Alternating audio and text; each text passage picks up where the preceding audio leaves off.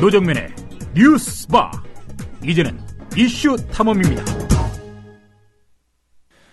대선이 끝난 지 10달 만에 대선 후보였던 문재인 의원이 입을 열었습니다. 대선이 불공정했고 불공정한 대선의 수혜자가 바로 박근혜 대통령이라는 성명을 발표했습니다.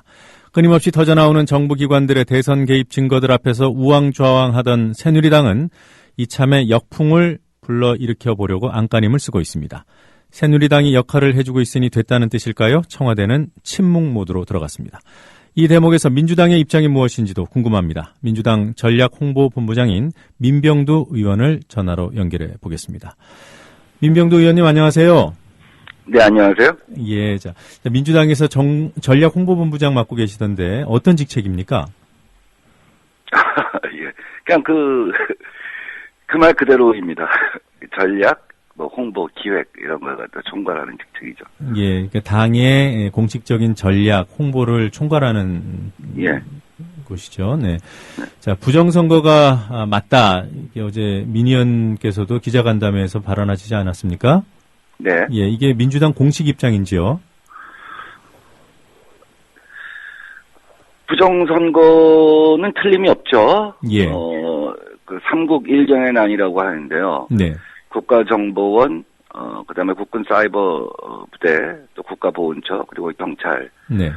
얘가 그 국가 권력기관, 국가기관들이 합작한 혹은 공모한 혹은 개별적으로 그러나 연관관계가 있는 그런 부정선거였다. 60년대부터 80년대까지가 그 신문을 통한 선거였다고 한다면, 예. 90년대는 TV를 통한 선거였죠. 네.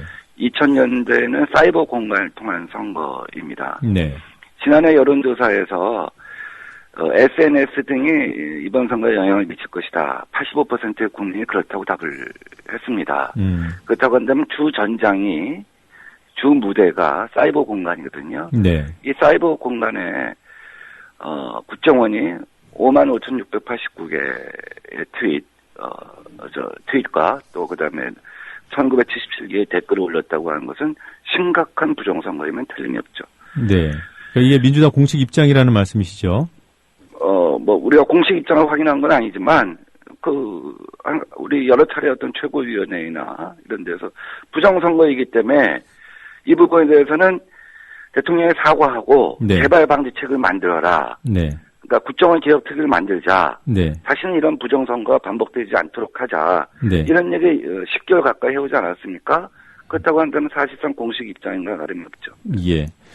대선 후보였던 문재인 의원까지 나섰습니다. 당과 사전에 교감이 있었습니까? 원내대표 측하고는 조금 상의를 했던 걸로 알고 있습니다. 예, 알겠습니다. 다른 중진 의원들이 입장을 밝힌 것과는 아무래도 대선 후보였기 때문에 그 무게감이 다를 텐데요. 당으로서 혹시 부담스럽지는 않으신지요?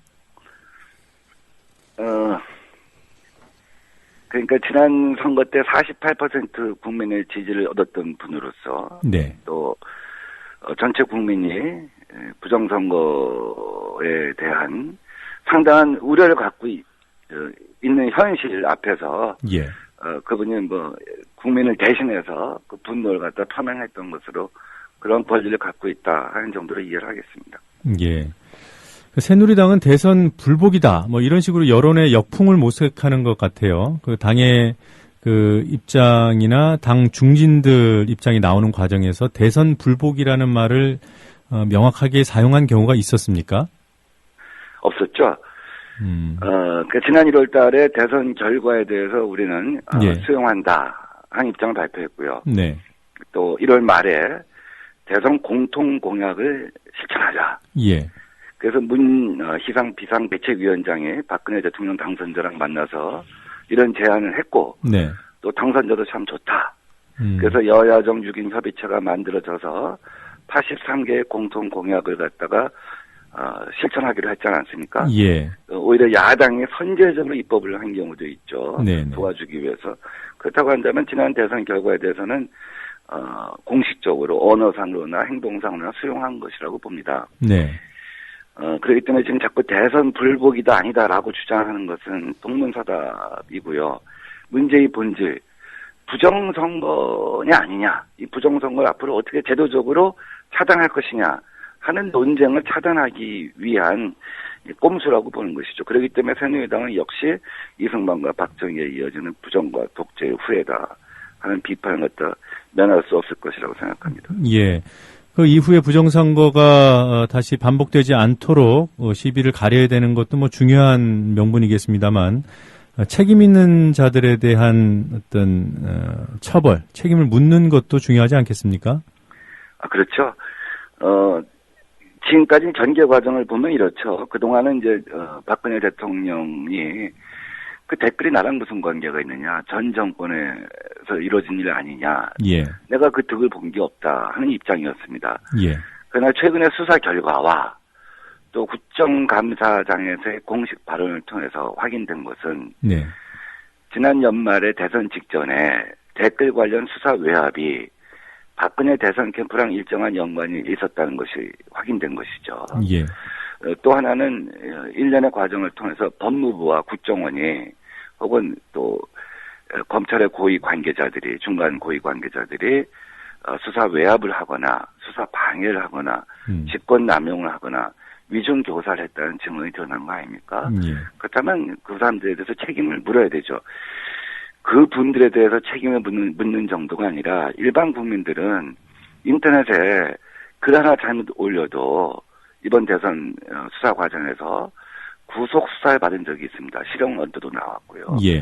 그렇다고 한다면 그 댓글 올리고 트위터 올리는 사람들은 모두 사법 처리를 받는 게 정상입니다. 예. 그래야지 이런 사건이 재발되지 않겠죠. 그 수혜를 받은 박근혜 대통령도 일정한 책임을 져야 되는 거 아닙니까? 물론 그렇지만 그 대통령은 재임 기간 동안 형사소출을 갖다가 받을 수 없지 않습니까? 그리고 예. 대통령이 직접 관여했다는 증거가 없잖아요. 또 대통령이 직접 관여했을 거라고는 보지 않습니다. 그러나 도의적 정치적 책임은 있다고 봅니다.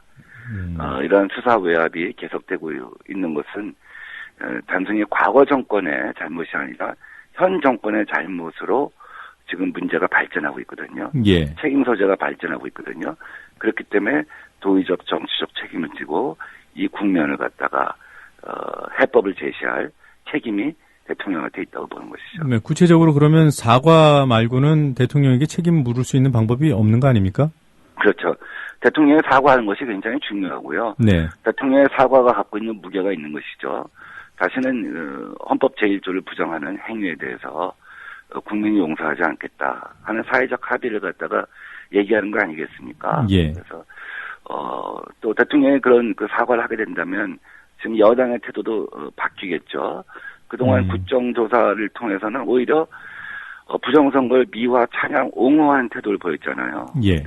대통령이 만약에 사과를 한다면 이제 앞으로는 다시는 국가기관이 선거에 개입할 소지를 없애는 제도를 만드는 데 협력하겠죠. 자, 새누리당 내부에서도 다른 목소리가 나오고 있는 것 같아요. 의미 있는 흐름이라고 보시는지요? 사실은 그것이 새누리당 다수의 생각입니다. 황우여 대표도 마찬가지고, 네.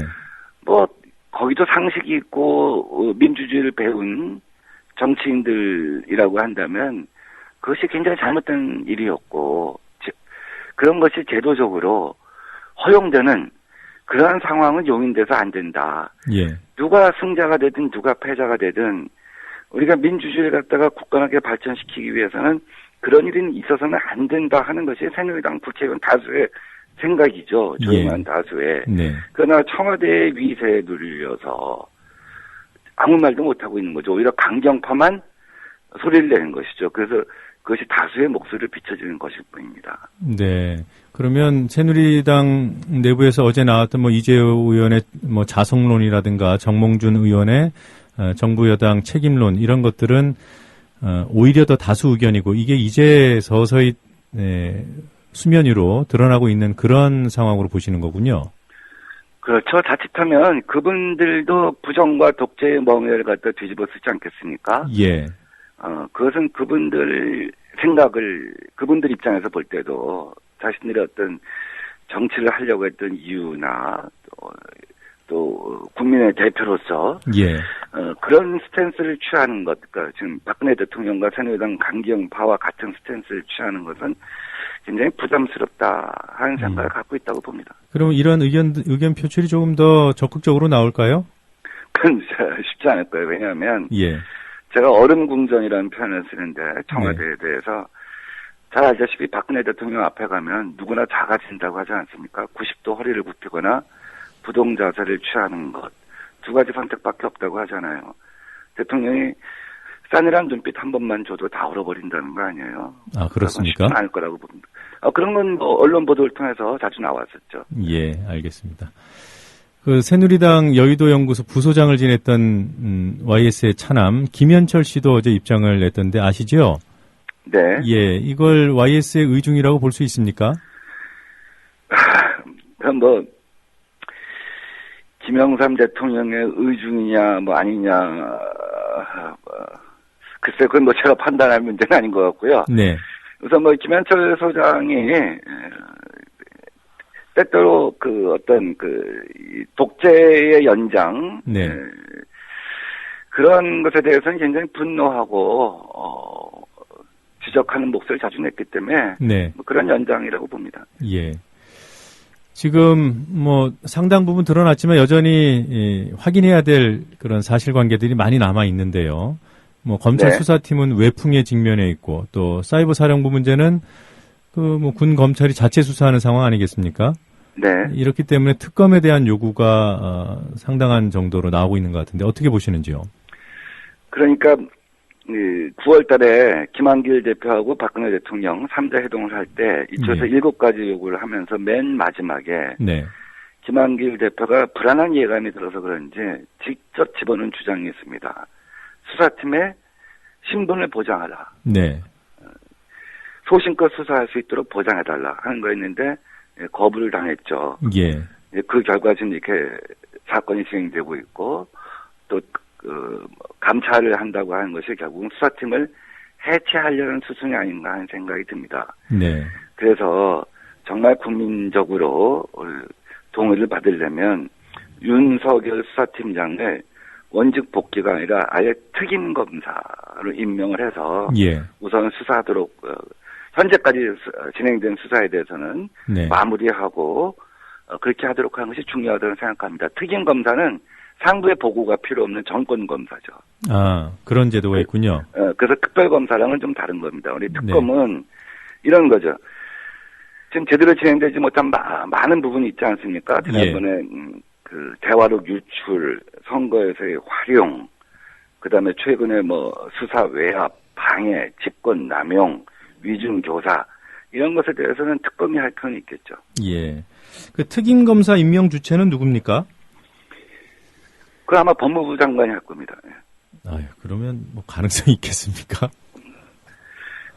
그렇지만 우리가 불가능한 것을 하나씩 지금 딛고 올라오지 않았습니까? 예.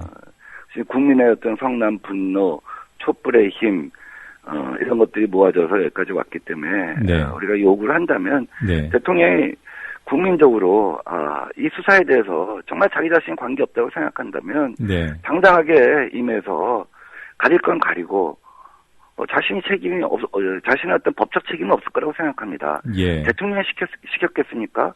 그렇다고 한다면 오히려 특임검사 임명을 통해서 거기서 자유로워지는 것, 법적 책임에서 네. 자유로워지는 것, 이것이 더 중요하지 않을까요? 예, 우문의 현답으로 답해 주셔서 고맙습니다. 26일 그 장애 집회가 예정돼 있는데 여기도 민주당도 참여하는 거죠? 아니, 민주당은 이제 2개의 장애 집회가 항상 있었죠. 2개의 집회가. 네. 우리 시국회의에서 하는 그 촛불 집회는 이게 순차적으로 이어져 온 거고요. 네. 그 매주 진행을 해왔죠. 네. 민주당은 때때로 어떤 때는 집중적으로 어떤 때는 간헐적으로 자체 시위를 갖다가 만들었었죠. 아마 국정감사가 끝나는 즈음에 예. 이 모든 분노를 결집해서 다시 결합하는 방식이 되지 않을까 하는 생각을 갖고 있습니다. 이번 주는 아마 독자 집회로 갈 것 같아요. 예, 그러면 국정감사 끝나는 시점이 언제였죠?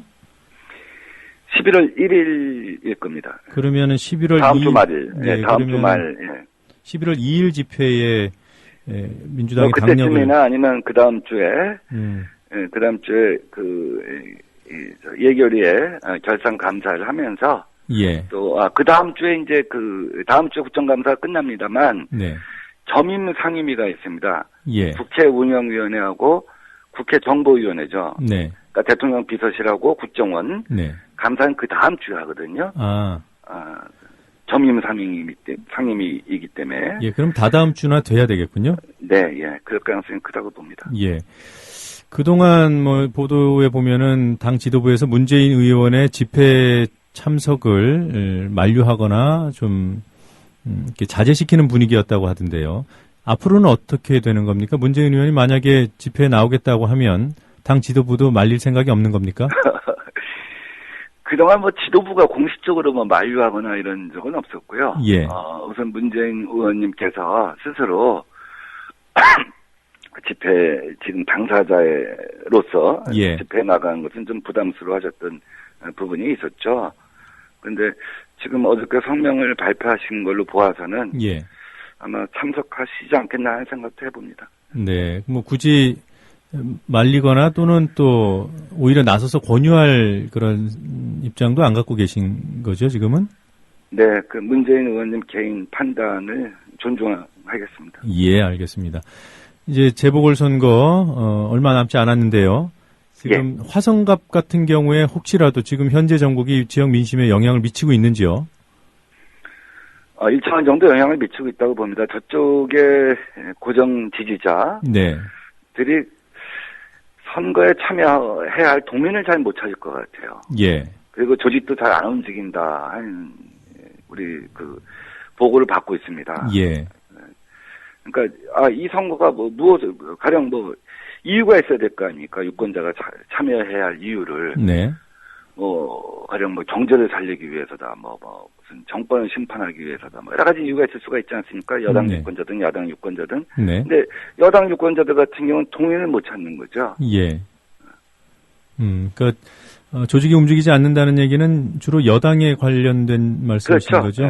그러니까 이번 선거에 본인들이 유권자들이 참여해서 무엇을 해야 될 것인가, 무엇을 만들 것인가에 대한 목적의식 같은 것이 상실된 것이죠. 상대적으로 야당 유권 지지자들은 이번 전국 때문에 좀 동의를 찾았다고 보시는 거고요? 활성화되는 거죠. 결국 선거는 말문을 틔워주는 거거든요, 유권자들의. 우리가 저작거리에서 선술집에서 또 약수터에서 목욕탕에서 말문을 열게 해주는 거란 말입니다. 그래서 아주 가장 간명한 논리로 전파가 될 수 있는, 동의될 수 있는 그런 간명한 논리와 말을 만들어내는 것이 선거라고 생각하는데 이쪽 지지자들은 할 말이 있잖아요. 심판하자, 혼을 내자. 근데 저쪽 지지자들은 어떤 말을 해야 할까요? 쉽지 않을 거라고 봅니다. 알겠습니다. 오늘 여기까지 듣도록 하겠습니다. 이런 시각에 인터뷰 길게 응해 주셔서 고맙습니다. 감사합니다. 지금까지 민주당 전략홍보본부장 민병두 의원이었습니다.